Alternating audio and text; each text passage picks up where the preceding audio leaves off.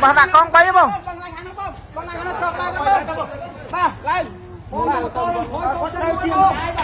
bà Premat đây cặp bông để tua sanh bà đây bà chôn đồ cua bà Premat để trời ban chôn đại đo cặp là bà đã là slap ấy Premat đây bà lo này cứ có slap bắt chân ấy bà Premat đây cặp bông để tua sanh có cái này lo này cứ phải chôn cắt tao hết Premat đây bà lo thôi con bay tao còn tao á bà lo này cứ có slap chânแต่ mà nó lo phải chôn cắt tao bà mình tìm person bà này bà Premat ơi bà Premat bà đòi khơi côn slap bà Premat ở đây có con nghe thấy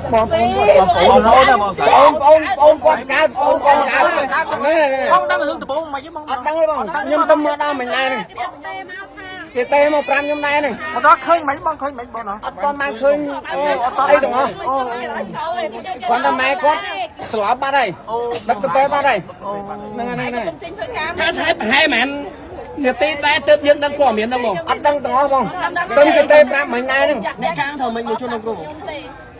ăn đang tha tây mùi mấy cái rồi số thằng bông thay bông này nhưng mà đang đấy bông nó ô con thái thỏ bông ấy rồi tây chỉ khui nhom này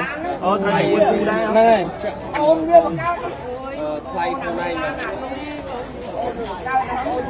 hay lấy miếng ai làm tiêu nhớ tới đâu chặt chân của mưa nước mau ăn tiêu tô tan rồi chặt chân mong á ôn đẹp mà thôi chẳng biết đã cá bột bán đấy bông ấy nhưng mà đang hà rốt mình rốt đi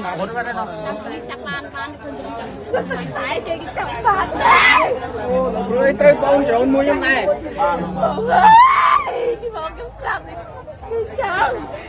xong mà cái rồi chưa chặt ở đây bán không ba con ba đây ăn thúi chứ bông ăn rô pin làm cho ba mấy bông chân bàn này thà ở chôn này đó lắm vì ở thọp chọc cục đeo nó chọc cục hết thọp lên thằng nam tiệt ô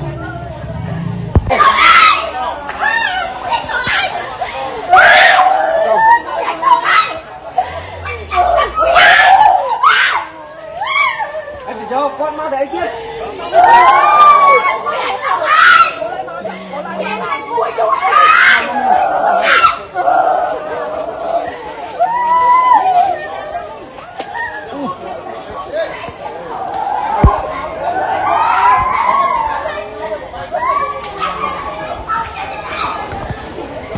bà Premat đây cứ chia từ tập hiệp bà mặt đái bà rậpในรีโรงครัวbà đểត្រូវបានជន់ដៃដល់កាប់ប្រហារបណ្ដាលឲ្យស្លាប់បាត់បង់អាយុជីវិតនៅខាងក្នុងព្រះផ្ទះbà Prematឲ្យក៏សូមបញ្ជាក់ជូនផងដែរថាស្ត្រីរងគ្រោះមានឈ្មោះនិចភេទស្រីអាយុចូល30ឆ្នាំបច្ចុប្បន្នគាត់មានប្តីហើយគាត់ជាកម្មការិនីរោងចក្រហើយយើងទទួលបានព័ត៌មានបន្ថែមថាជន់ដៃដល់ហ្នឹងគឺធ្លាប់ជាប់គុកហើយធ្លាប់លេងថ្នាំទៀតហើយពាក់ព័ន្ធករណីខាងលើនេះយើងគ្រាន់តែទទួលបានពីក្រុមគ្រួសារបាននៃជនរងគ្រោះនឹងតែប៉ុណ្ណោះហើយយើងអត់ទាន់ច្បាស់ថាស្ថានភាពយ៉ាងណានោះទេទី1គឺគាត់ធ្លាប់លេងថ្នាំហើយធ្លាប់ជាប់ពន្ធនាគារទៀតហើយមកទល់នឹងពេលនេះយើងឃើញថាគាត់បានកាប់ប្រហារទៅលើបងថ្លៃត្រូវជាស្រីនេះ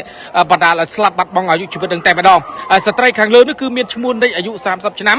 បច្ចុប្បន្នជាកម្មកររោងចក្រគាត់មានស្រុកកំណើតនៅខាងស្រុកកំពង់ត្របែកខេត្តព្រៃវែងឥឡូវនេះយើងឃើញថាក្រុមគ្រួសារនៃសពក៏បានមកដល់នៅទីតាំងកន្លែងកើតហេតុរួមទាំងមន្ត្រីជំនាញពាក់ព័ន្ធលោកកំពុងតែពិនិត្យនិងធ្វើកសោវិច័យ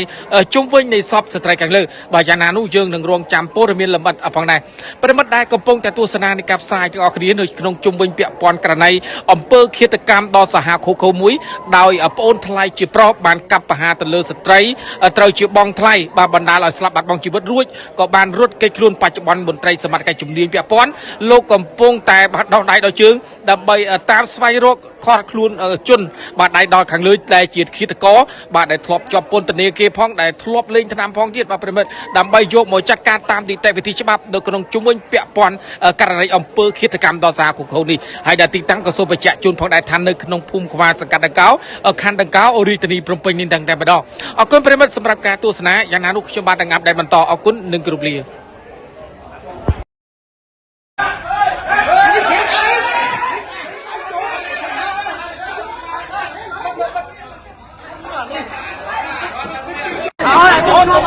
អូនណាទៅស្គាល់គេទៅអូន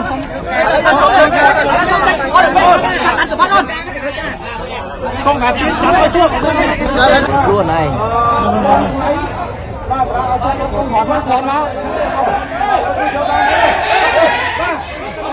ប្រិមិត្តបាជនដៃដល់ប្រិមិត្តត្រូវបានកម្លាំងសមត្ថកិច្ចនៃអធិការដ្ឋាននគរបាលខុសបានហើយប្រិមិត្តបាទប្រិមិត្តនោះជនដៃដល់ប្រិមិត្តក្រោយពីបាកាប់សម្លាប់ទៅលើបងស្រីថ្លៃរួចក៏បានរត់ឡើងទៅលើផ្ទះបាទប្រិមិត្តប៉ុន្តែបាទត្រូវបានកម្លាំងជំនាញនៃអធិការដ្ឋាននគរបាលខណ្ឌដង្កោលោកធ្វើការស្រាវជ្រាវបាទធ្វើការខុសបានភ្លាមនោះប្រិមិត្តនោះគឺជាជនដៃដល់តែបានកាប់ប្រហារយ៉ាងព្រៃផ្សៃទៅលើបាទស្ត្រីជាបងថ្លៃបាទប្រិមិត្តអូយបាទខ្ញុំជឿជាក់ថាសមត្ថកិច្ចខណ្ឌដង្កោលោកដោះដៃដោះជើងខ្លាំងមែនទែនបាទឥឡូវយកមកវិញអត់ប្រិមិត្តបាទនោះបញ្ជូនតើប្រិមិត្តបាទជនដៃដល់ប្រិមិត្តហើយនេះគឺជាករណីមួយដល់សាហាវព្រៃផ្សៃបាទបន្ទាប់ពីធ្វើឃាតកម្មទៅលើបងថ្លៃរួចក៏បានរត់គេចខ្លួនឡើងលើដំបូលផ្ទះប៉ុន្តែយ៉ាងណាយើងឃើញថាកម្លាំងនៃអធិការដ្ឋាននគរបាលខណ្ឌដង្កោបាទលោកធ្វើការស្រាវជ្រាវធ្វើការខុសបានប្រិមិត្តនោះចូលទៅខាងក្នុងតែម្ដងប្រិមិត្តបាទចូលរួមបាទចែករំលែកក៏ដូចជាចូលរួមបាទរំលែកទុកពីក្រុមគ្រួសារនៃសពផងដែរប្រិមិត្តនេះអូយបាទបកនៃការផ្សាយផ្អាប់ប្រិមិត្តខ្លាំងមែនទែនសម្រាប់បងប្អូនប្រជាពលរដ្ឋហើយក៏សរសើរទៅដល់កម្លាំងអាជ្ញាធរខណ្ឌដង្កោប្រិមិត្តលោកធ្វើការសហការគ្នាខុសបានលឿនតែម្ដងតែប្រហែលក្រោយមកឯងប្រហែលម៉ោងប្រិមិត្តនេះបាទឥឡូវនេះគឺជនដៃដល់ត្រូវបានបញ្ចូលទៅខាងក្នុងហើយបាទដើម្បីធ្វើការសួរនាំចាត់ការបន្តតាមនីតិវិធីច្បាប់ផងដែរប្រិមិត្តដែលកំពុងតែទស្សនាជុំវិញពាក់ព័ន្ធករណីខាងលើនេះយើងនឹងធ្វើការអាប់ដេតបន្ត